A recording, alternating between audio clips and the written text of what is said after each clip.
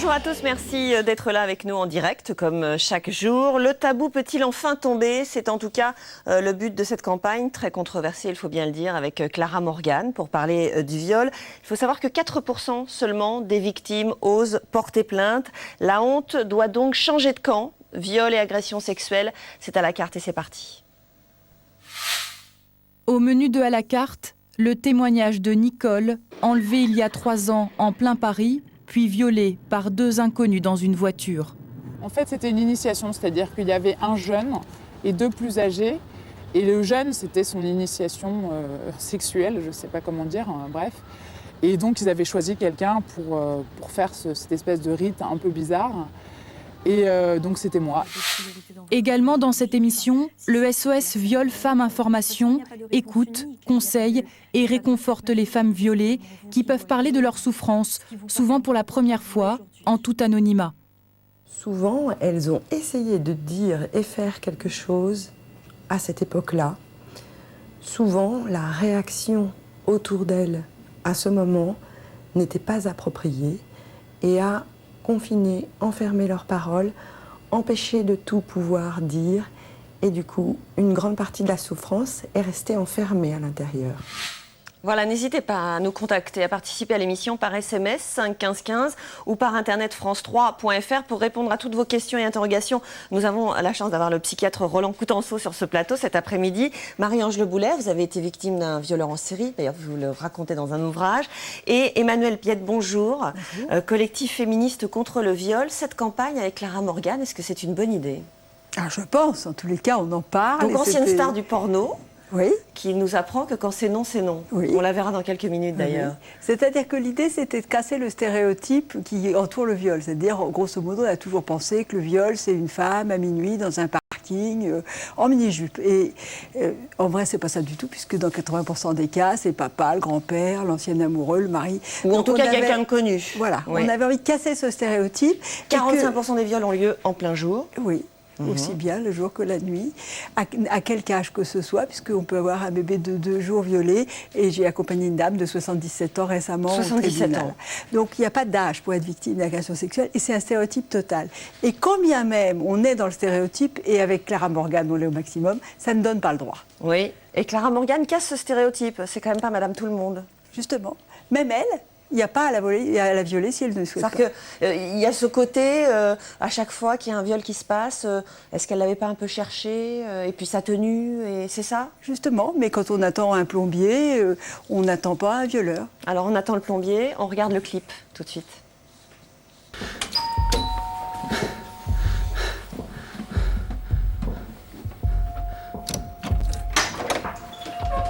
Ah, c'est vous, enfin. J'en pouvais plus de vous attendre. Entrez vite.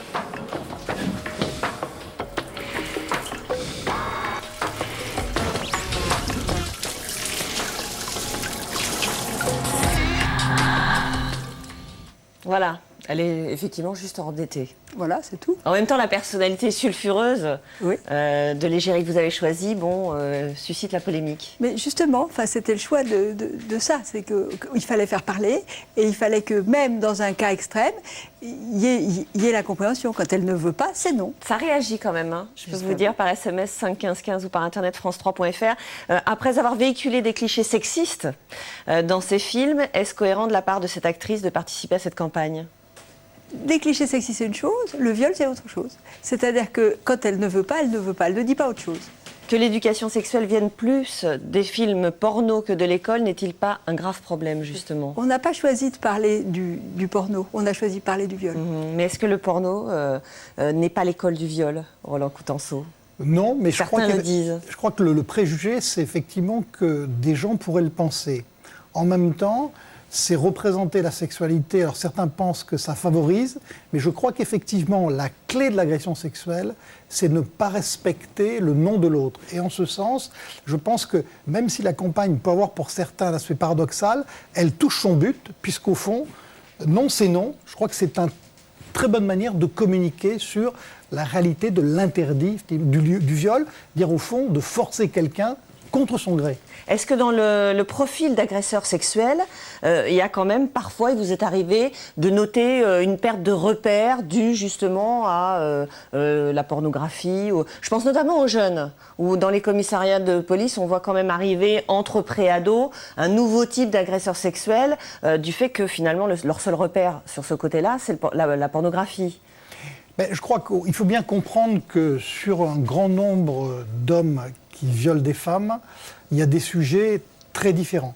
Il y en a ceux, au fond, qui sont des opportunistes, on va dire des phallocrates, qui, dans des situations à risque, vont dériver, vont profiter de la situation. L'occasion s'est présentée. présentée. De la situation. Voilà. Il y a Ils ont abusé viols, de la situation. Mais sur fond, quand même, d'une culture un peu phallocrate, de domination. Et puis, il y a des violeurs, hélas, plus compliqués, plus pathologiques, plus tordus, chacun mettra le mot qu'il veut, au fond, qui sont des gens obsédés un petit peu par l'agression et même qui peuvent prendre plus de plaisir à forcer l'autre alors qu'ils ont perçu que l'autre ne veut pas. Et là, on est dans un registre un petit peu du viol sadique qui est minoritaire et qui est autre chose. Vous, qu'est-ce que vous pensez du choix de Clara Morgan pour cette campagne ? Moi, ça ne me choque pas parce que je pense que, ça a le mérite de faire parler. Donc, là, on est dans le Elle a déjà fait son petit effet dans cette campagne. On est dans le choc, on va en parler. En parlant, on fait tomber une partie du tabou. Voilà. Pas tout, et puis, mais... vous l'avez abordé tout à l'heure, moi je crois que le contraste entre l'idée qui est une fausse idée de beaucoup d'hommes, au fond que les femmes le cherchent, ou bien quand une femme s'habille de façon sexy, c'est qu'elle cherche quelque chose, et que c'est pas ça le problème, ça c'est le préjugé, ça c'est au fond le discours auto-justificateur, auto-minimisant de certains sujets phallocrates ou violeurs. Et donc, finalement, il faut respecter le nom de l'autre. On est au cœur de ce qui n'est pas intégré par un certain nombre de sujets agresseurs sexuels. Et donc, là, et on est au cœur aussi d'un message humain et humaniste. Être dans le monde humain, c'est respecter l'autre, quel qu'il soit, finalement. Vous pensez qu'elle remplit déjà l'objectif ? C'est-à-dire qu'on la voit, elle est attirante. Moi, je pense que le paradoxe et même le débat sur ce film touche son objectif, puisqu'au fond, pour moi, le viol, c'est une pathologie de la relation humaine. C'est au fond ne pas respecter l'autre, ne pas respecter le nom de l'autre, et que ça, finalement.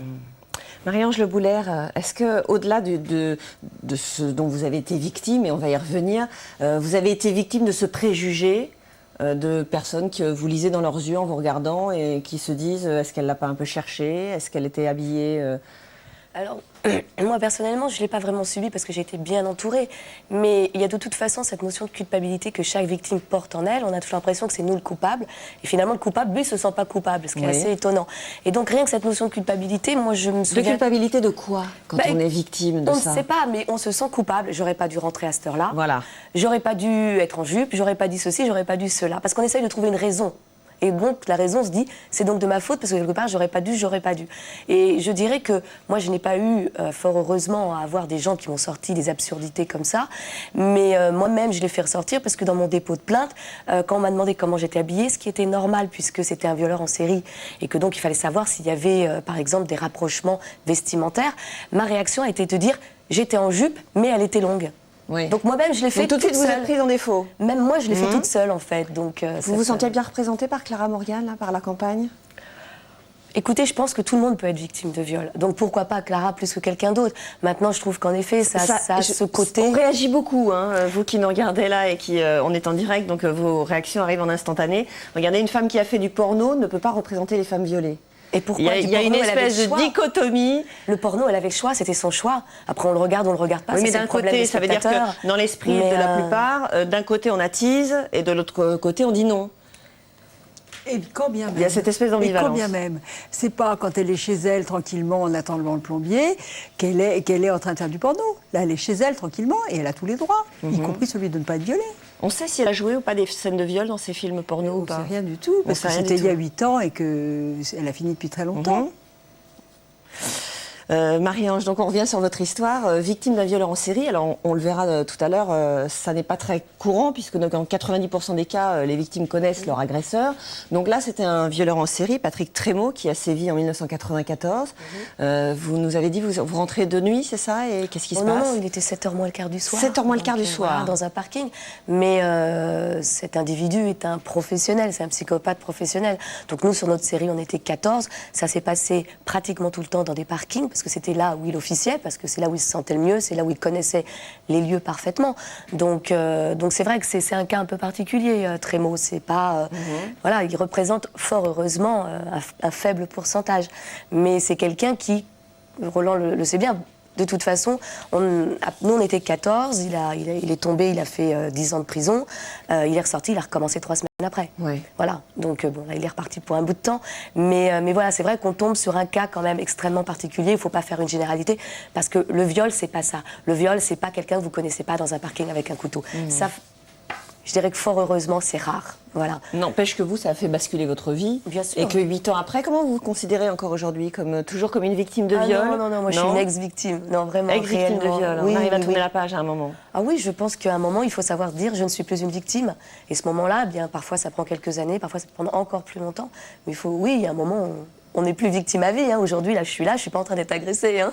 Non, bien sûr, les avis sont partagés. Autre réaction, bravo à Clara d'avoir fait ce clip. Quand c'est non, comme ça c'est dit. Un autre témoignage, celui de Nicole, 31 ans. C'était il y a 3 ans en plein Paris, à la sortie d'une soirée, dans une zone pourtant assez fréquentée et assez touristique. Et là, c'est le pire qui lui est arrivé, qu'elle raconte à visage couvert. On y reviendra également devant la caméra de Émilie Refait et Dominique Lemarchand. Je marchais sur le trottoir en rentrant et j'ai vu une voiture qui ralentissait à côté de moi avec 3 jeunes hommes qui avaient l'air un peu éméchés et qui m'ont fait des signes. J'ai bifurqué, en fait, je suis partie dans la direction opposée et il y en a un qui est descendu et qui m'a suivie. Il m'a fait, il m'a fait très très peur, quoi. Il est arrivé derrière moi et il m'a fait une clé, c'est-à-dire qu'il a mis mon bras derrière mon dos pour me coincer, en fait, pour m'empêcher de bouger. Et donc à ce moment-là, donc j'ai été complètement paniquée et j'ai plus osé bouger ni faire quoi que ce soit. J'ai surtout senti l'extrême violence qui se dégageait de cette personne. Et voilà, et il m'a fait monter dans la voiture où il y avait 2 autres personnes. C'est là que le calvaire de Nicole commence. Les 3 agresseurs lui font boire du GHB, la fameuse drogue du violeur. Ils l'emmènent ensuite dans un endroit isolé en dehors de Paris et la violent dans la voiture. En fait, c'était une initiation, c'est-à-dire qu'il y avait un jeune et 2 plus âgés. Et le jeune, c'était son initiation sexuelle, je ne sais pas comment dire, bref. Et donc, ils avaient choisi quelqu'un pour faire cette espèce de rite un peu bizarre. Et donc, c'était moi. Et donc, en fait, j'ai été violée par un premier, puis le deuxième. Les agresseurs vont finalement la déposer non loin de chez elle, au petit matin. Sous le choc, et encore dans un état comateux à cause du GHB, Nicole décide de prendre un bain et s'endort. J'ai repris ma vie de manière automatique, comme si c'était rien passé, comme si en fait ça avait été un rêve, en fait, un mauvais rêve, quoi. Et donc j'ai repris ma vie, je me suis habillée, je suis partie à mon travail, comme si de rien n'était. Et puis au fur et à mesure de la matinée, je me suis sentie bizarre, j'ai senti qu'il y avait quelque chose qui n'allait pas. Encore flou, les souvenirs commencent à revenir petit à petit. D'abord des flashs, puis des images de plus en plus précises. Nicole finit par se confier à un ami qui lui conseille d'aller porter plainte, ce qu'elle fera 2 jours après les faits. Ce jour-là, j'ai vraiment parlé de ce qui s'est passé. J'ai vraiment parlé de toute la chronologie. Tous les souvenirs sont revenus de manière très précise. Et aussi, mon corps a réagi. Du coup, mon corps a réagi. Ça a été... j'ai eu une hémorragie vaginale donc pendant le moment où je parlais avec la police.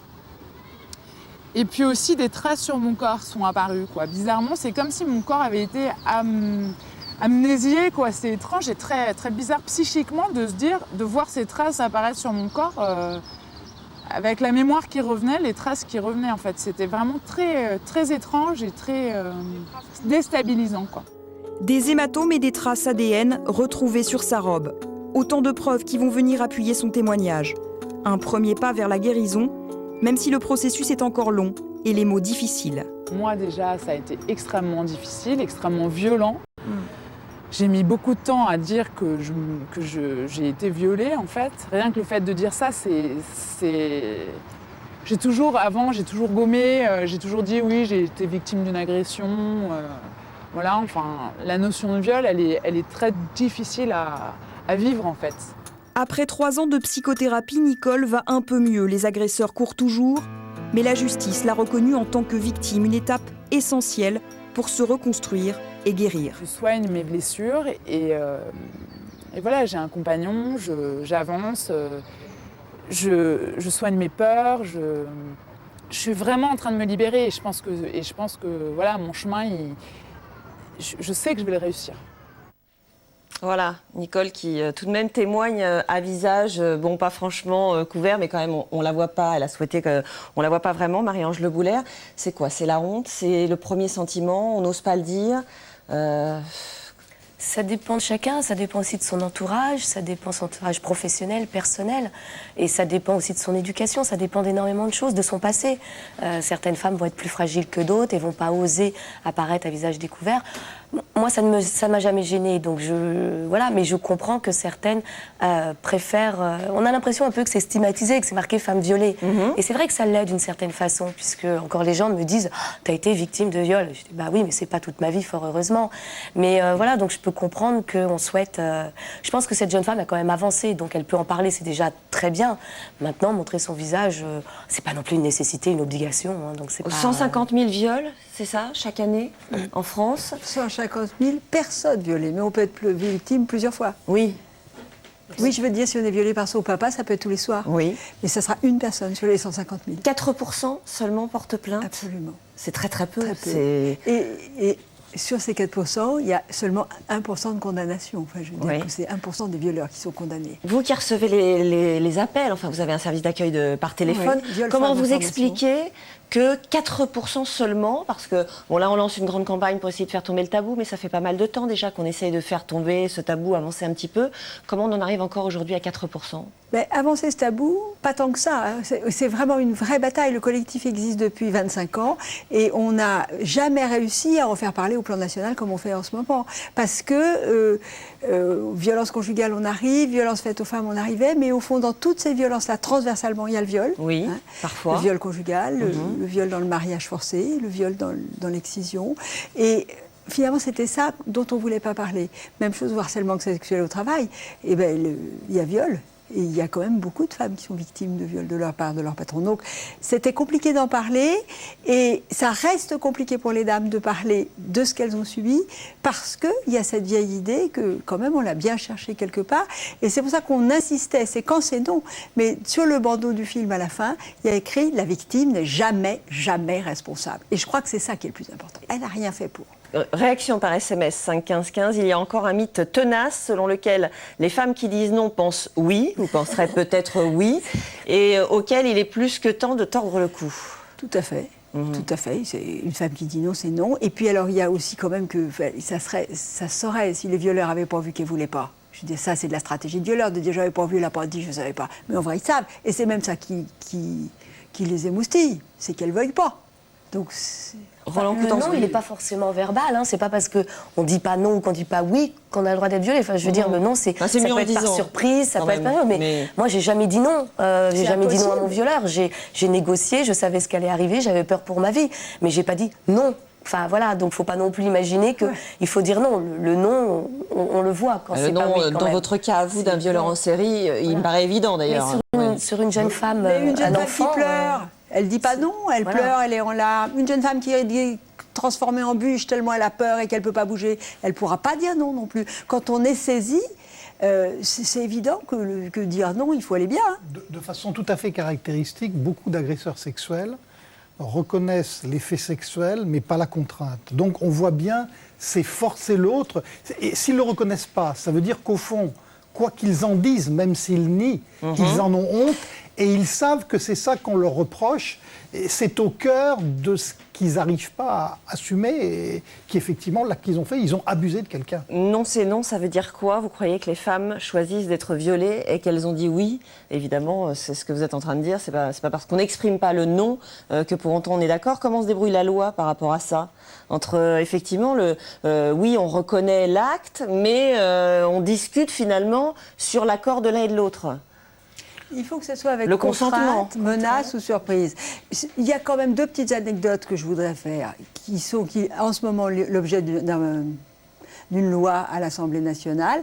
C'est quand on est une petite fille de 5 ans et qu'on a eu un viol de son papa, un rapport sexuel, ça s'appelle, il faut encore, là, prouver la contrainte.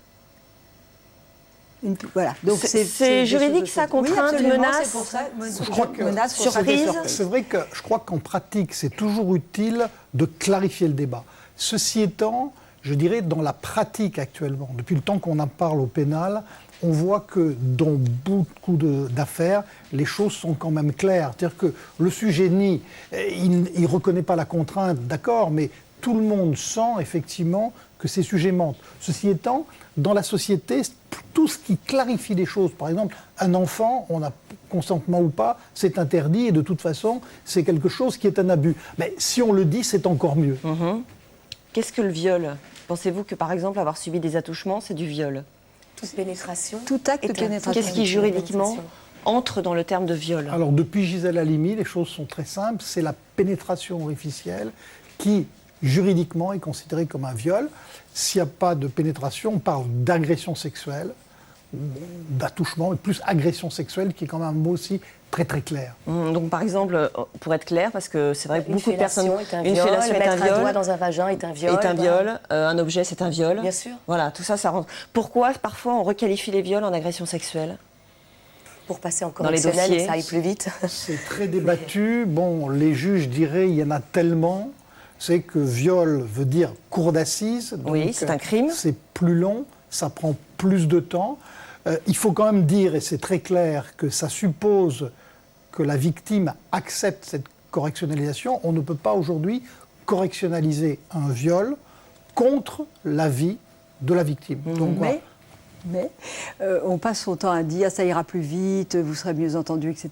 Or, c'est pas vrai du tout. Et les peines sont loin d'être aussi importantes en correctionnel. Oui. Et qui plus est, on ne peut pas parler de viol puisque c'est correctionnalisé et qu'il ne doit pas y avoir eu de pénétration. Donc, on fait un procès pour quelque chose qui n'est pas vraiment l'objet du truc et c'est pas si bon que ça. Et je pense que c'est pour ça qu'on leur dit mais vous verrez, ça ira mieux, vous serez mieux entendu, c'est des professionnels, ils jugeront mieux, etc.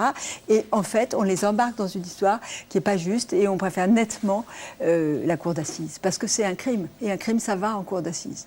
Roland Coutenceau, vous n'avez pas l'air tout à fait d'accord. Non, moi je veux dire, ça se discute, c'est tellement complexe, il y a tellement de situations, il y a tellement d'affaires, il faut quand même que la justice passe relativement vite. Bon, ou alors la cour d'assises, je dirais pas, traîne, c'est son mauvais côté, donc c'est un procès long qui effectivement est tout à fait, comment dirais-je, le plus humain qu'on peut trouver, mais en même temps, vous savez, les cours d'assises, c'est 2 ans minimum après le début de l'instruction.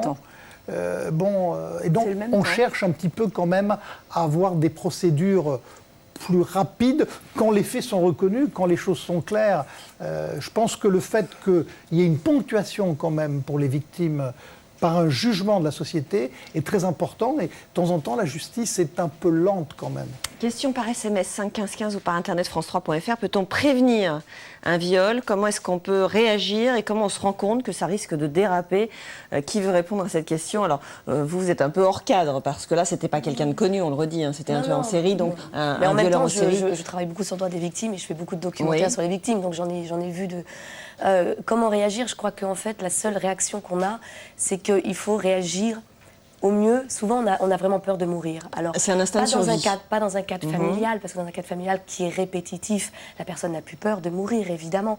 Mais dans un cadre qui n'est pas familial, c'est cette peur de mourir et je pense que la victime a un instinct de survie qui fait qu'elle réagit au mieux en fonction de la personne qu'elle a devant elle. Et cette personne peut aussi être très différente d'une victime à une autre parce que voilà, il n'est pas dans le même état à chaque fois. Donc, je dirais quand même, c'est pas la bonne question. C'est pas la bonne question parce c'est que celle des téléspectateurs. Je comprends, mais je veux dire que ça laisserait penser qu'il y aurait une bonne façon de qu'il y aurait une réagir stratégie pour et qu'il y aurait l'éviter. une stratégie pour ne pas être victime. Bien sûr. Or, en vrai, qui devrait modifier sa conduite, c'est le violeur, c'est pas la victime.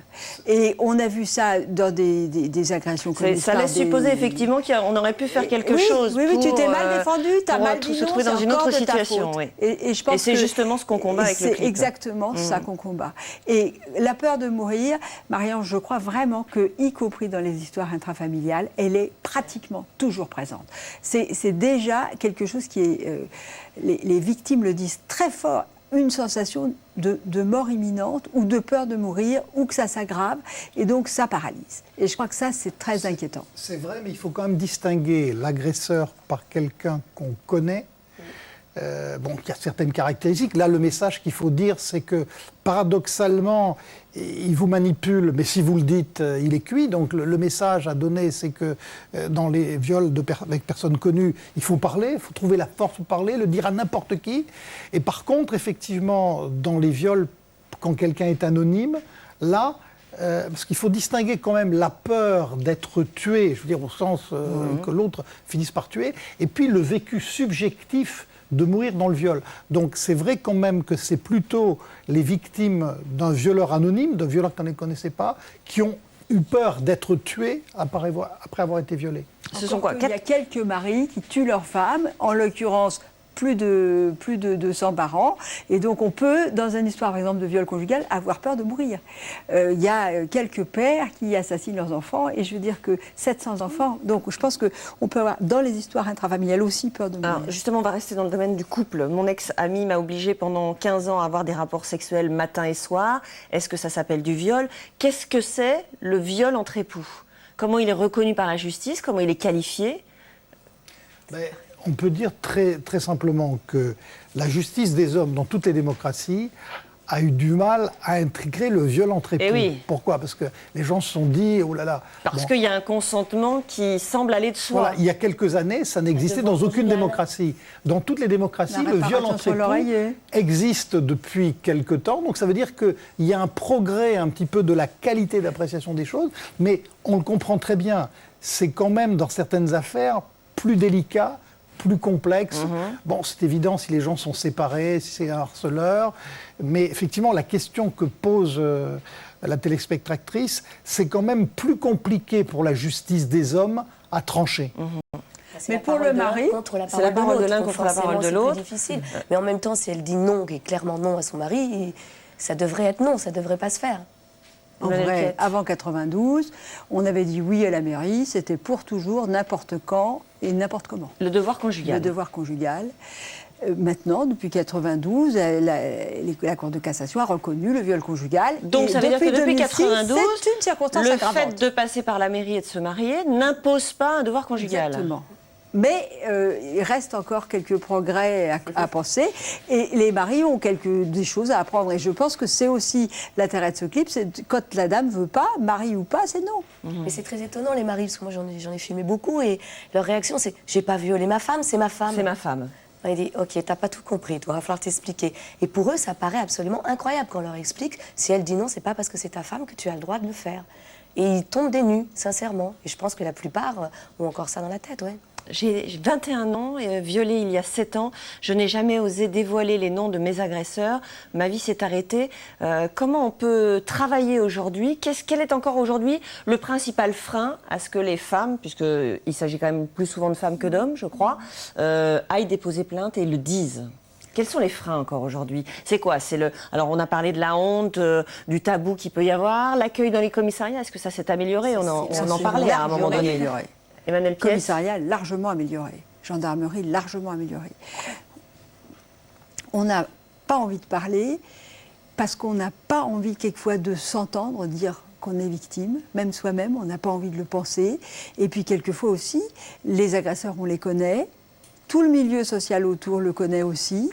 on a encore peur, on pense qu'en n'en parlant pas, on va oublier, il y a tout un temps comme ça où on se dit. Alors en fait, ça ressort. La seule solution pour aller mieux, c'est d'en parler, pas forcément de porter plainte, quelquefois on n'a pas, mais d'en parler. Et c'est aussi pour ça qu'il y a ce numéro vert national. Vous travaillez à la formation des policiers. Oui. Ouais. Police judiciaire, gendarmerie. Oui. Ça a commencé il y a 7 ans. Donc, ce qui veut dire qu'il y a 7 ans, ils ont pris conscience qu'ils n'étaient pas formés sur l'accueil des femmes victimes de viol. Et ils ont fait de larges progrès, non, sincèrement. Moi, je l'ai vu, j'ai passé il y a... C'est quoi de larges progrès? C'est-à-dire qu'il faut en finir avec quoi? Et il faut qu'ils aillent vers quoi? Alors, comme façon d'accueillir la victime. C'est-à-dire déjà, bon, les lieux, c'est pas toujours facile, les lieux, mais moi je leur dis déjà, pas de scellés, pas de portrait robot, pas tout ça, parce que c'est extrêmement flippant pour une victime qui arrive de voir ce milieu-là. Eux, ils le connaissent, c'est leur vie, donc ils y font plus attention. C'est surtout ne pas mettre en doute la parole de la victime, lui expliquer chaque chose. C'est-à-dire que la question du policier n'est pas fondamentalement là pour la faire sentir coupable, mais elle est un peu parano, donc elle va se sentir coupable. Donc si un policier explique, écoutez, est-ce que vous pouvez me remettre votre petite culotte et vos collants, s'il dit que ça, elle ne va pas forcément comprendre et du coup, ça va être terrible. Alors que s'il explique que c'est pour faire des prélèvements, peut-être pour plus tard pouvoir avoir des analyses, etc. Voilà. Donc à partir du moment où on explique les choses, la victime, elle n'est pas devenue débile, hein, bon, sauf si elle l'était avant, mais ça, il y en a aussi, mais a priori, elle est juste choquée. Donc ce qui veut dire qu'en expliquant les choses, en ne mettant pas la parole en doute, on gagne la confiance de la victime. S'il gagne la confiance de la victime, elle les suivra.